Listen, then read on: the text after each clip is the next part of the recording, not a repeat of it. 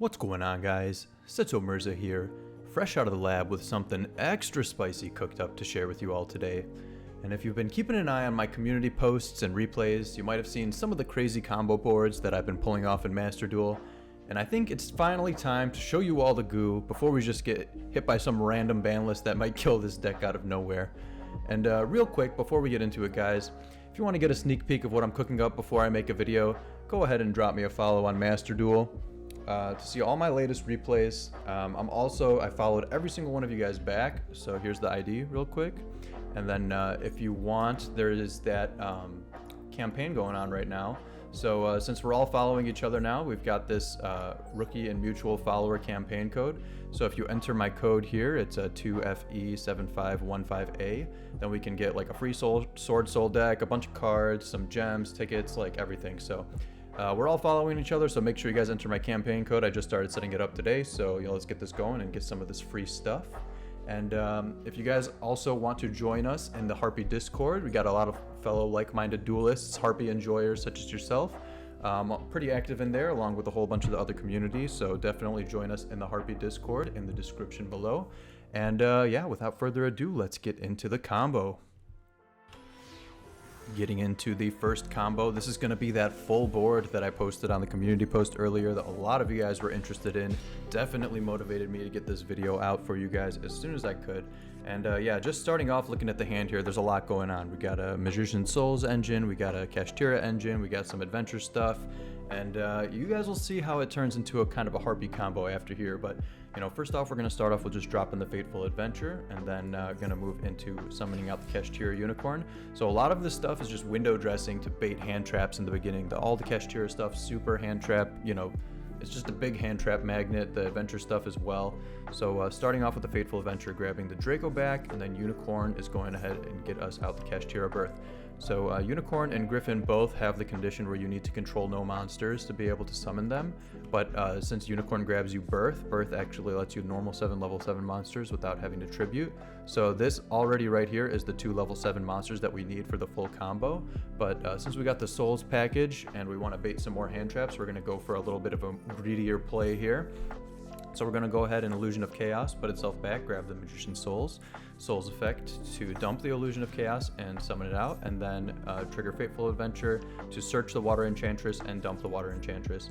Now we could Water Enchantress effect to banish here, grab the Rite of Aramesir, activate it, get the token, and then summon out the Griffin Rider like that, and then go for the Magician Souls draw, and that would be a little bit safer into hand traps.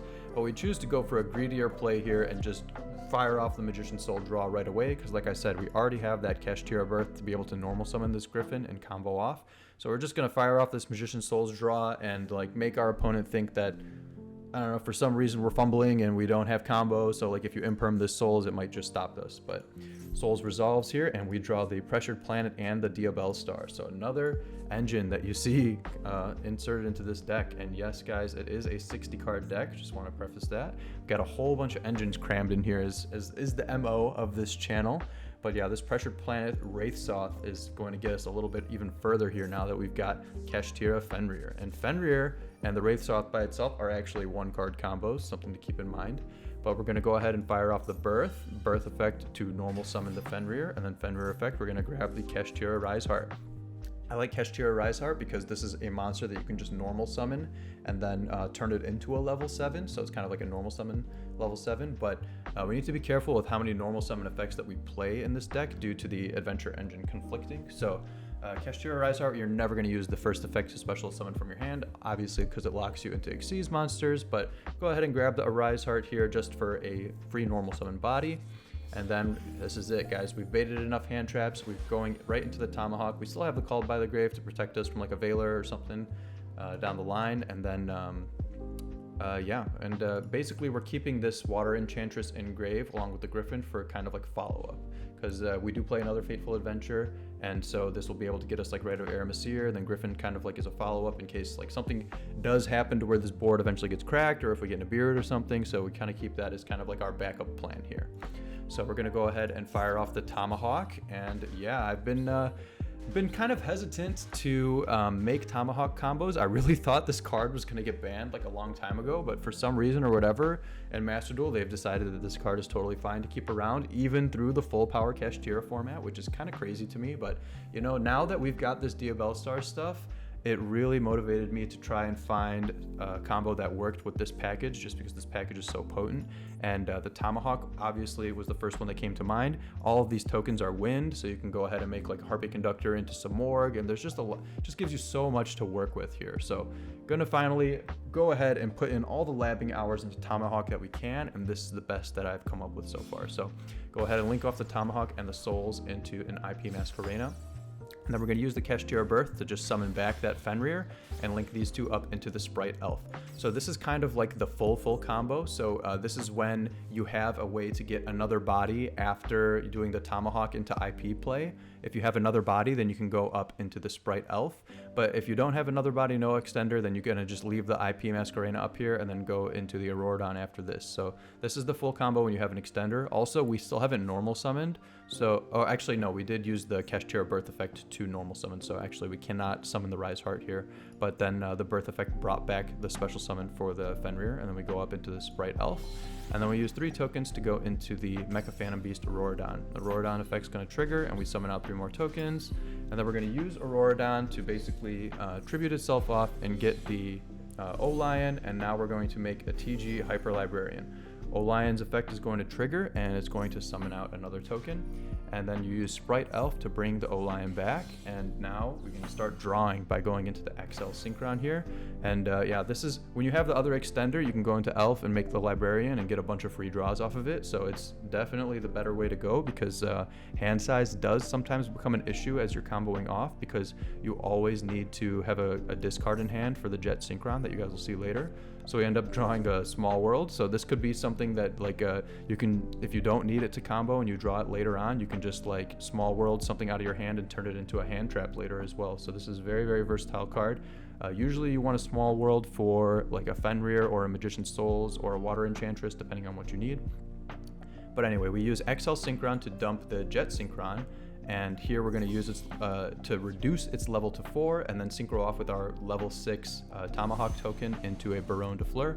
So now we're kind of a little more protected from hand traps here.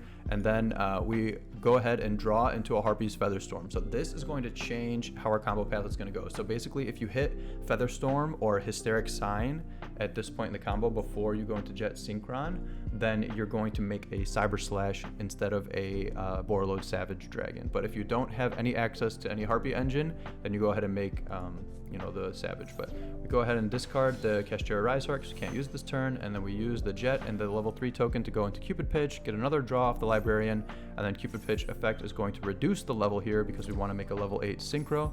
So now this is level 3, we draw into the original Sinful Spoil, and then we make the Cyber Slash Harpie.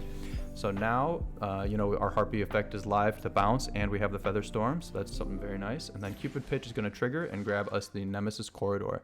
So this card combos extremely well with the Jet Synchron, and it's something that's awesome because like you can use the Jet Synchron early, grab the Corridor later on in the combo, put the Jet Synchron back, and then summon it again with like the original Sinful Spoil, or send it to graveyard with like the XL Synchron and stuff. So Nemesis Corridor obviously makes Colossus, but combos really, really well with the Jet Synchron and the Diabellstar engines. Just something to note there.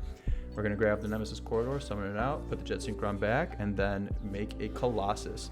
And this was a little bit of a misplay here. I should have put the Colossus into this zone here because you want to read Sprite Elf. It says your opponent cannot target monsters that this card points to with card effects. So you want to put the Colossus under the Elf if possible, just so that, you know, a deck that needs to search a lot, like Snake Eye or something, like can't just imperm your Colossus if you like they bait out some of your other negates or something. Just keep in mind, anything in the Sprite Elf zones cannot be targeted.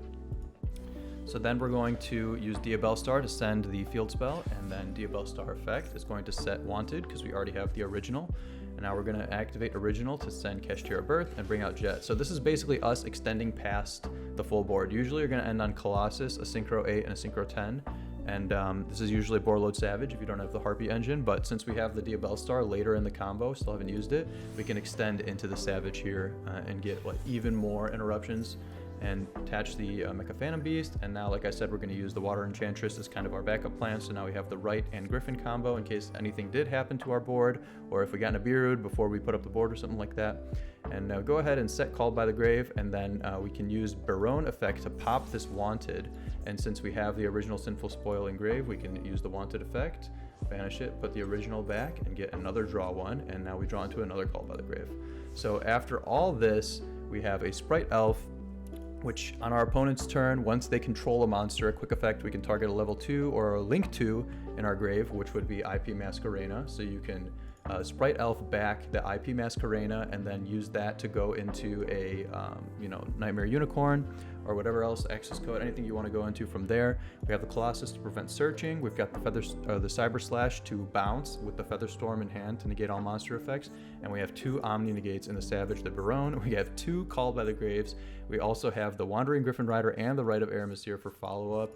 And we have a Small World that we could have used to, like if we had another monster in hand or something, if we didn't draw into this Called by, we could have used Small World to get into another hand trap like a Maxi or whatever we wanted from there. And yeah, this is pretty much unbeatable, guys. I don't know what combination of cards you would need to have to out this board, but this is pretty much as close to an FTK as you can get without actually one-shotting your opponent. And lo and behold, our opponent is playing the best deck in the game right now, Snake Eyes, so I don't feel bad for them at all.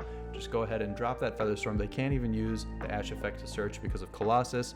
Chain the Cyber Slash, bounce that back to hand, and that is GG. Scoop them up.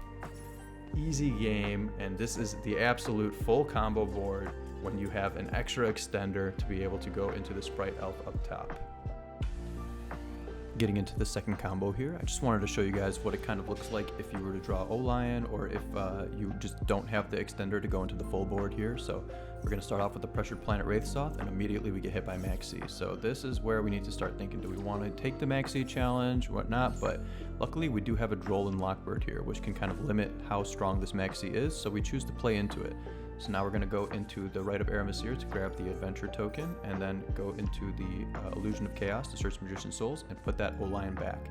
So you can use Illusion of Chaos to put O-Lion back whenever you draw it. O-Lion is really the only hard brick in this deck, but since this deck is so not normal summon reliant, I don't know how to say, anti-normal summon reliant, however you want to word it, you can actually a lot of the time just normal summon the O-Lion and continue comboing off that way. So it's usually not the end of the world when you do draw it. If you can't put it back, it's just one less card in your hand that you have to combo off with. But anyway, let's go into it. So we're going to send the Diabell Star. That's also something you can send with the Magician's Souls. Something to keep in mind, you don't have to just send Illusion of Chaos, you can send the Diabell Star. And we're going to grab the Draco back, and we're going to Fateful Adventure. I'm going to kind of speed it up a little bit here, and we're going to put back Draco back effect to equip, and then Griffin effect to summon out. Now Souls effect to draw 2, and we draw Maxi and Ash. This is basically the best thing. You always want to draw hand traps off that when you have combos. So, we're starting to feel confident now, and we know that he's not going to be able to draw infinite cards since we have the Droll. We just have to figure out the right time when to Droll. And we go ahead and summon the Fenrir, and then go into the Tomahawk. So now I decide to Droll and Lockbird here, don't give them any more draws. The only thing that we're really cutting ourselves off from drawing here is the Cupid Pitch to grab the Nemesis Corridor later on. So our end board will just be missing the Colossus, but in exchange they will not draw any more cards than this. So I figure that's fair enough since we have hand traps. And now we go ahead and Tomahawk combo off. So this is just Tomahawk, no extra extenders. So we're going to go ahead and make IP and just leave the IP up there. Go into the Auroradon effect to summon up 3 tokens, Auroradon tribute off, summon back the O-Lion, go into Excel Synchron, and then O-Lion bring the token back out, Excel Synchron dump the Jet, and then we're going to go into the Barone. And now, you Excel Synchron to reduce the level to level 4, and then synchro with the level 6 token up into Barone, and then Jet Synchron effect we're going to discard and basically go into the Cupid Pitch, and Cupid Pitch effect to increase the level here. So previously on the other combo, slow this down for a sec. When you're syncing up with Cupid Pitch and Hyper Librarian, you need to reduce Cupid Pitch to level 3 in order to sync with a level 5 Hyper Librarian. But when you're going with Cupid Pitch into a token, you want to increase it to level 5 so that you can make a level 8 synchro that way. So we go into Savage. Savage effect is going to equip here, burn the opponent, and then that's the board. So basically you end with a 2 negates and the IP Masquerena, and then you would have the Colossus here if we didn't droll our opponent, and then you can, you know, basically use both negates, and then IP can, you know, get rid of the Barone to go into like a unicorn if like you really need to spin something back. But we have the 2 hand traps here, so this is basically the full combo with no extender, where you don't get to use Sprite Elf and no Hyper Librarian draws, and assume that there's a Colossus here, but we had to, you know, obviously droll the opponent to stop them from getting the maxi infinite draws. Getting into the deck profile now, I didn't want to spend too much time on that previous combo because you guys have already seen and heard enough explanation on that, and it was against counter fairies, and I kind of blew the interruptions in a suboptimal way, so there wasn't really much to be gained there, but it's basically how you do the basic combo. And yeah, this is what the deck looks like, and these are some other cards that I was kind of considering over on the side here as I was building it. So just to give you guys kind of an idea of where we started. So obviously the easiest idea for a Tomahawk deck with Harpies, it's like, why don't we use Channeler effect? Channeler, you know, summon out the Harpie Pet Dragon. Both of these are level 7, and you go into Tomahawk. Seems simple enough, right?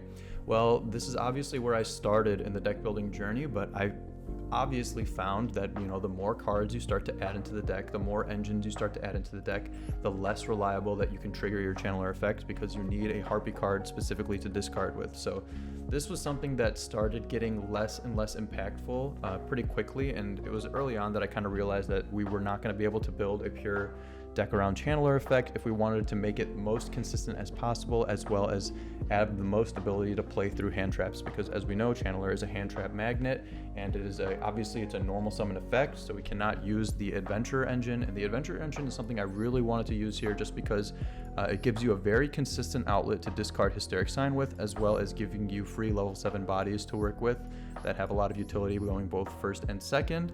And yeah, so I ended up cutting the Channeler, and then I was just playing with Perfumer and the Egotist and the one Harpie Lady 1, and even that I decided was not worth it, because originally I had the Perfumer package in with, you know, Dread Unity Romulus. I don't have Romulus in here, but you see the Legatist, the Ravine, the Tempest, the Egotist. Like, it's adding up on how many cards you really don't want to draw. And basically I was using Perfumer as kind of like a way to, okay, you can just normal summon Perfumer, grab the Ravine, go into Legatist, discard a Hysteric Sign, and just like have like a backup plan of making some work that way.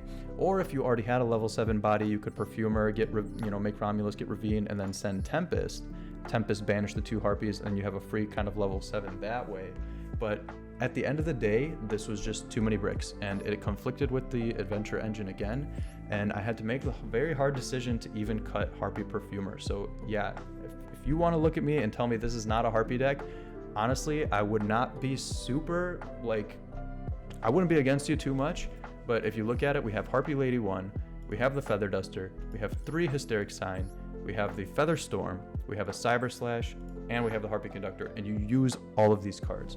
And let me tell you guys, I tried to put as many Harpie cards in here as I could, and these were the ones that ended up being the most impactful, as well as giving us the strongest kind of combo deck that we can use with the least amount of bricks, because there were just way too many times I was drawing dead Egotist, a Ravine with no way to summon out Tempest, you just grab Legatist in hand, doesn't do anything, you have a Harpie Pet Dragon, no way to summon it out, you know, you Channeler, no way to discard and stuff like that, and it just got super frustrating. And so we ended up, you know, streamlining, and these are the Harpie cards that we ended up on.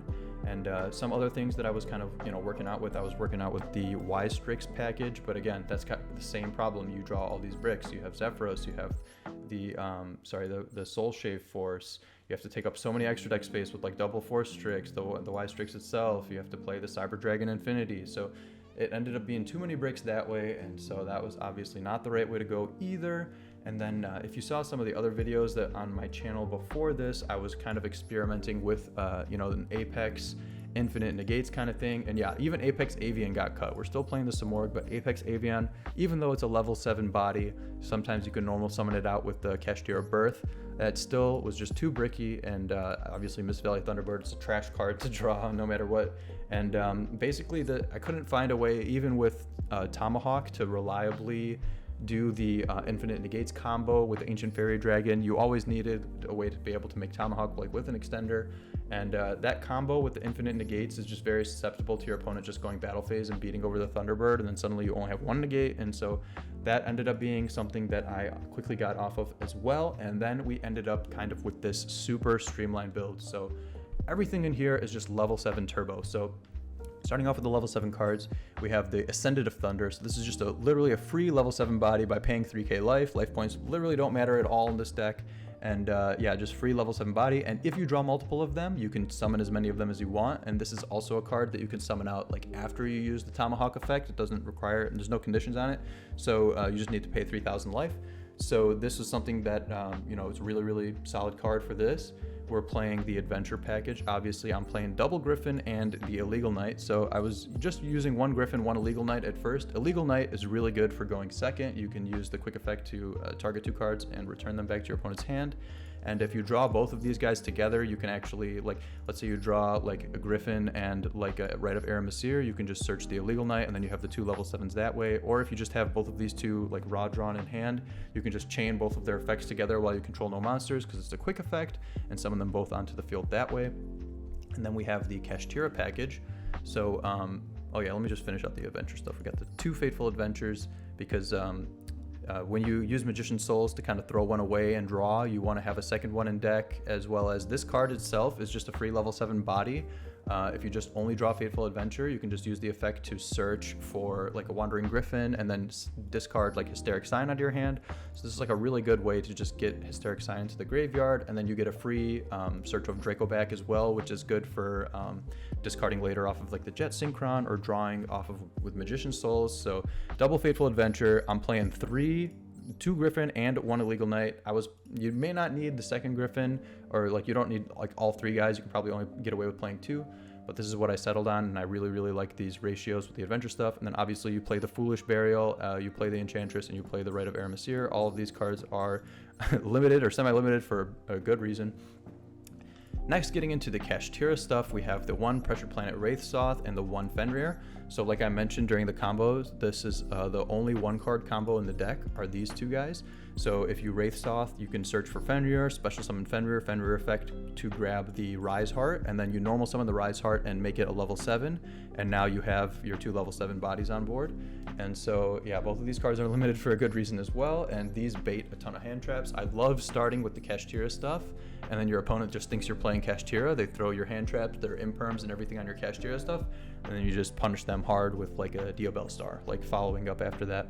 I was thinking about playing multiple Rise Hearts. I used to have 3 Rise Hearts in here. I actually crafted all 3 Rise Hearts, you can see right here.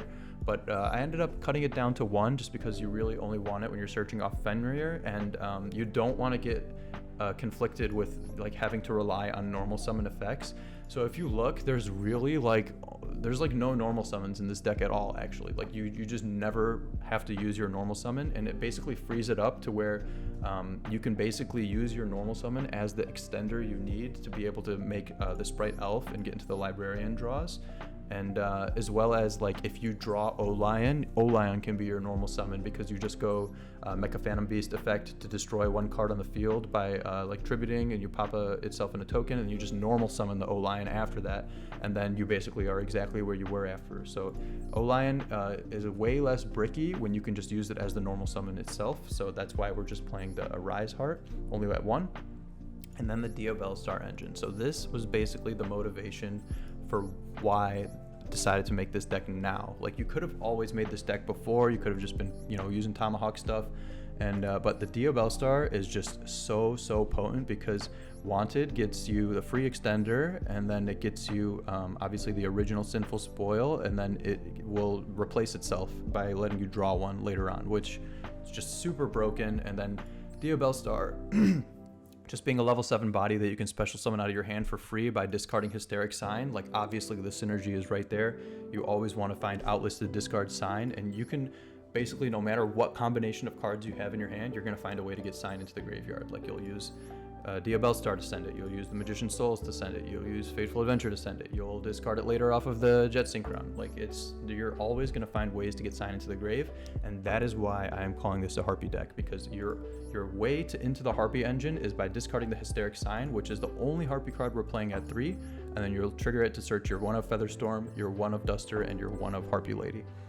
And so yeah, the Diabell Star stuff, super good. And of course the original Sinful Spoil, being able to summon out Jet Synchron. We're already using Jet Synchron in this combo because we send it off of the XL, and you know, there's no conflict of like, if you already use Jet Synchron later on in the combo, you can't send it, because you'll just make the XL Synchron, let it sit on the board, and then continue your combo by going into the Cupid Pitch, and then Cupid Pitch will get you your Nemesis Corridor, and then you can use that to put the Jet Synchron back into the deck, and then send it to graveyard with XL Synchron, or use the original Sinful Spoil to summon it out later. So you can basically like double recycle Jet Synchron, like, you know, you'll summon it out, you'll put it in grave, you'll use its effect to bring itself back, you'll banish it, and then you'll put it back into the deck, and then you'll summon it back out of the deck again. And it's just like so crazy. And the Diabell Star stuff is like really what enables all of that and kind of brings this whole deck together with the Harpies, in my opinion.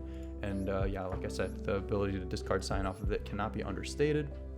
Then we have the 2 Illusion of Chaos and the 2 Magician's Souls. So these combo extremely well with the Adventure Engine, obviously, because it's just like 2 free draws that you can get. It's a free extender that you can just throw on the board whenever, so like it can bring you up into the Elf and Hyper Librarian combo a lot easier. And it's just a big hand trap magnet, and helps you draw into your own hand traps, and it's just like super good with like consistency. And like, if you draw Magician's Souls and like Hysteric Sign, and you can't combo or something like that, you can like usually use it to draw and then grab the pieces that you're missing. And then we get into the Small World. So Small World is basically whatever you want it to be. So you can Small World, like let's say you have Small World with like a Veiler. You can go Small World, Veiler into Illusion of Chaos into basically anything, because this is a spellcaster and this is a spellcaster, and you basically can bridge, you know, using spellcasters to get into a level 7 and then search whatever level 7 you want after that. So you can basically grab like Fenrir is usually the number 1 thing that you want to grab, because this is the 1-card combo of the deck. So like you can Small World your Ash Blossom into a what's it called? I don't know the line like right off the top of my head, but basically you're gonna get into like Veiler or Droll or Illusion of Chaos is like kind of like your middle step, and then go into like Spellcaster or level 7 or basically anything from there. And yeah, there's a ton of lines of Small World in this. I obviously cannot get into all of them off the top of my head. This card's like super big brained, but just know that you can Small World into Fenrir, you can Small World into the Illusion of Chaos, you can Small World into the Diabell Star, you can Small World into the Enchantress. That's usually what you go for if you have like a level 3, because it's just very easy to just bridge the level 3s or the spellcasters together into the Enchantress and grab whatever missing piece you need. Or if you draw Small World later on in the combo, like off Hyper Librarian, you can use it to just get rid of whatever random monster you have in your hand to search for a hand trap. And due to Small World, that's like kind of why I chose to play the Veilers instead of the Imperm. I used to be playing more Imperm and less Veiler, but because of Small World, you want more monsters. So we're playing like a 60-40 split of like monsters and spells and traps. So you want spells and traps, obviously, to be able to send off Magician's Souls, and you want monsters to use for Small World. So on average, your hands should be 3 monsters and 2 spells and traps, just with like the basic math off this deck, so you should be able to have enough stuff to Small World away from. Then we get into the adventure stuff. We already kind of talked about the original Sinful Spoil, we talked about the Wraithsoth, we talked about the Hysteric Sign, how it gets you into the Harpie engine. So basically, if you open up with Hysteric Sign or Featherstorm, then you know you want to make Cyber Slash instead of the Borreload Savage with your end board. So the end goal, I mean, if you look at any Harpie deck, our 2 interruptions are Cyber Slash with the Featherstorm bounce. This is all we have in the entire archetype in terms of like Harpie name disruptions. Everything else is not a disruption. So whatever you're doing with Harpies, this is what you're going to end on. And so this deck is streamlined around trying to make this happen as consistently as possible, while also having backup plans on top of backup plans, on top of like hand trap bait, on top of as much going second consistency as we can. And you know what? It may not feel like you're playing Harpies as you're comboing off, but getting on that end board with the Cyber Slash with the Featherstorm bounce as consistently as possible is just super satisfying, and that's always what we're going for. We're always trying to use Featherstorm from hand, and you know that is why we're maxing out on the Hysteric Sign. Like I said, you grab the Featherstorm, you grab the 1 Duster, and you grab the Harpie Lady 1. And the reason why Harpie Lady 1 is in here is because sometimes, like if you just have adventure stuff and you're able to discard the Hysteric Sign off the adventure stuff, let's say like you do the full adventure combo, you've got Griffin, you've got the token, and you've got, say, let's say like a Magician Souls, and then your Magician Souls send away your 2 pieces and you draw, and you don't draw into like anything to like no more level 7s to be able to combo off with. If you have Hysteric Sign in the graveyard, you can basically link off your token, your Griffin, and your Magician Souls, or whatever extra, you know, just normal summon out a hand trap. You link those 3 off into Samorg, and then Samorg effect will bring out the Harpie in the end phase, and then your Hysteric Sign will trigger you to search the Featherstorm and the Duster. And that'll basically be your way of like, you know, guaranteeing that you can get a Harpie on board in case you don't get the full combo. But if you were able to discard the Hysteric Sign. So this Harpie Lady 1 is still very, very useful. Obviously, if you just like randomly open Lady 1 with like a Featherstorm, I have done it, and it's great. You just throw it on the board, you use your Featherstorm effect to, you know, blanket negate your opponent's hand traps and stuff. This deck is not normal summon reliant at all, so you always have the ability to just kind of normal summon this, so it's pretty nice. Then we have the 1 of Kashtira Birth, obviously to grab off the Unicorn. This lets you like normal summon out any of your level 7s in case, like, you know, these guys do conflict, like you can't use both of them. They both require no monsters on board, but if you have Unicorn, you can grab Birth and then normal summon the Griffin later, as you guys saw. Then we have the double called out and the double called by and the cross out, and you know, shout outs to the Royal cross out. Let's go. And yeah, this is obviously your way to stop Maxi, stop other hand traps. We're playing the 1 of Nibiru, we're playing the 1 of Impermanence to kind of blanket out those hand traps as well. We got Drolls, and yeah, this is like, you know, just ignorant way to kind of blank hand traps. And then for the hand traps themselves, we're playing the 3 Veiler, 3 Droll, 3 Maxi, 3 Ash Blossom, the Nibiru, the Imperm, and the Duster. I'll technically count as a hand trap as well, just, you know, non-engine going second card. So that's 1, 2, 3, 4, 5, 6, 7, 8, 9, 10, 11, 12, 13, 14, 15 cards that are non-engine going second, as well as these are also non-engine cards as well. Like the Called By is very, very effective against the, you know, Fire King or whatever, pure Snake Eye deck now, but just like the Fire deck in general, very, very susceptible to Called By. So the reason why I wanted to go to 60, obviously, to fit all of these engines in together, minimize your chance of drawing the bricks, which are, you know, the Jet Synchron, the O-Lion, and the Nemesis Corridor. Don't really like seeing those in hand. So that spaces out the bricks as much as possible, and it also gives us room to play all of these hand traps. So you have consistent ways to win going second with this deck, where if you don't play 60 cards, you're going to be sacrificing one of these things. You're either going to have less gas or you're going to have less ways of going second. And typically the ways that you go second in this deck has always been like turbo into Zeus, but we're not even playing Zeus here. There's no room in the extra deck at all for Zeus. And also, you know, we would need to play another Xyz. Tomahawk has 0 attack, so like you're not going to ever really reliably make Zeus with this thing. And some people have asked, just like kind of side note here, some people have asked me, like, is this more competitive than the Master Tier 1, like Harpie, Tri-Brigade, Luralisk, Zodiac deck that I put out earlier? And I'm going to be honest with you guys, the ceiling on this is way higher, the skill cap is way higher on this. Maybe this deck technically is better, but in my opinion, the other deck, like the Tri-Brigade build, is better overall, more competitive, because its ability to make Zeus going second. So that deck just like makes Zeus like it's its job, and like you're always able to go second and clear boards that way. It's very, very potent, and like obviously very consistent going first as well. So in my opinion, the Tri-Brigade build is the more competitive deck, but in order to make up for the deficiencies where we're not able to make Zeus going second here, we're able to back that up with like 15 hand traps and the Duster. So there are some pros and cons, but I really think that this deck can compete very, very well in the current metagame. But I still kind of side on the Tri-Brigade build for the reason that it can make Zeus. All right, now let's just go into the extra deck. Obviously, pretty much all of these pieces were used. You should have seen all of them except for maybe the Access Code, the Unicorn, and the Samorg, and I guess the Conductor wasn't using the combo either. Obviously use this off Nemesis Corridor. You guys saw how we make all these in the combo. The Harpie Conductor is there. When you use Tomahawk effect, you can use Tomahawk and one of the tokens to go into this, and then this and another token to go into the Samorg. You can also just kind of leave, if you open up like Featherstorm, you can just leave the Conductor up top instead of the IP Masquerena, and that way you just have like a Conductor kind of being there as your, you know, safety against Nibiru or hand traps or anything that like your opponent might save for.